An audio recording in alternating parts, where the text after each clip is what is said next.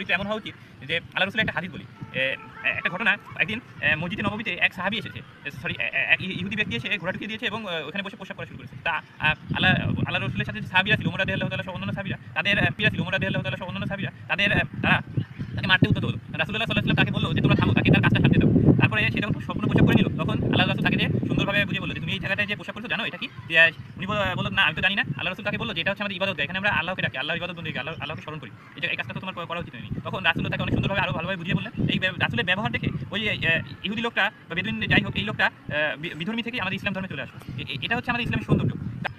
একটু গভীরভাবে চিন্তা করলে বুঝবেন, আমরা এই পৃথিবীতে 180 কোটি বা তার কম বেশি মুসলিমের বাস, কিন্তু আমরা মুসলিমরা নির্যাতিত বা আমাদের এরকম মুসলিম বিশ্বের যেগুলো আছে সেখানে যুদ্ধ বিগ্রহ, মানুষ হত্যা করা হচ্ছে, নারী ধর্ষণ, এগুলো কেন হচ্ছে? আমার যেটা মনে হয়েছে আমরা মুসলিমরা একত্রিত নই। আমরা যদি মুসলিমরা একত্রিত থাকতাম এবং আল্লাহ তাআলার প্রতি পূর্ণ ঈমানে তার সকল আদেশ মেনে চলতাম এবং রাসূলের আদর্শ নিয়ে জীবনযাপন করতাম, তাহলে হয়তো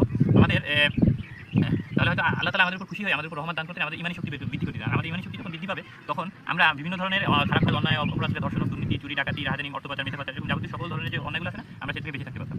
আমরা আমাদের পৃথিবীতে যত নারীরা রয়েছে, মুসলিম নারীদেরকে আমরা যদি ইসলামের দৃষ্টিতে বোন হিসেবে দেখি এবং অপর স্ত্রীলিঙ্গে যারা আছে সকল মুসলিম নারীরা আমাদের যদি ভাই হিসেবে দেখে, মানে আমরা একে অপরকে ভাই বা বোন হিসেবে যদি চিন্তা করতে পারতাম, তাহলে আমাদের ঈমানি শক্তি বৃদ্ধি পেত, আল্লাহ তাআলা খুশি হতো আর আমাদের উপর আল্লাহ তাআলা খুশি রহমত দান করতেন। আর এভাবে তাহলে আর অন্যান্য ধর্মে যারা আছে তাদেরকে যদি আমরা মানে হযরত আদম আলাইহিস সালাম, হযরত হাওয়া আলাইহিস সালাম থেকে যেহেতু মানুষের সৃষ্টি, তাদেরকে যদি আমরা মানে তাদেরকে আমরা ভাই বন্ধু ধরতে পারি, কিন্তু তারা মুসলিমরা হবে আমাদের ঈমানের দিক থেকে ভাই, তারা হবে আমাদের মনুষ্যত্বের ভাই বা মানুষ হিসেবে তাদেরকে আমরা যদি চিন্তা করতে পারতাম, তাহলে আমাদের বিশ্বের যেসব দেশগুলোতে যুদ্ধ বিগ্রহ চলছে, সে যেমন ইরানে যুদ্ধ চলছে, সুদানে গৃহযুদ্ধ চলছে, তারপরে লিবিয়া, তারপরে সিরিয়া, তারপরে ইয়েমেন, এইসব আরও অন্যান্য ইরাক, কিছু দেশে সন্ত্রাসবাদ বৃদ্ধি পেয়েছে, তারপরে যুদ্ধ বিগ্রহ চলছে, নারী ধর্ষণ হচ্ছে, শিশু হত্যা হচ্ছে, বিশেষ করে ফিলিস্তিনের কথা বলা যায়, এবং কাশ্মীরের মুসলমানরা, সব জায়গায় মুসলমানরা আজকে নির্যাতিত।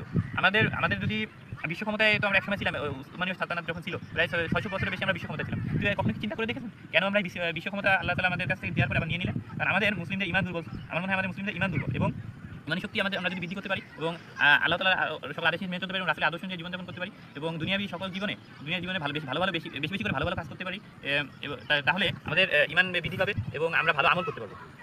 পরিশেষে এটাই বলার ছিল যে এই যে রামিসার মতো কত মেয়ে ধর্ষিত হচ্ছে, ছেলেরাও নির্যাতিত হচ্ছে, এই ধর্ষণ এবং নির্যাতন প্রতিরোধের উদ্দেশ্যে আমি আজকে এই ভিডিওটি তৈরি করছি।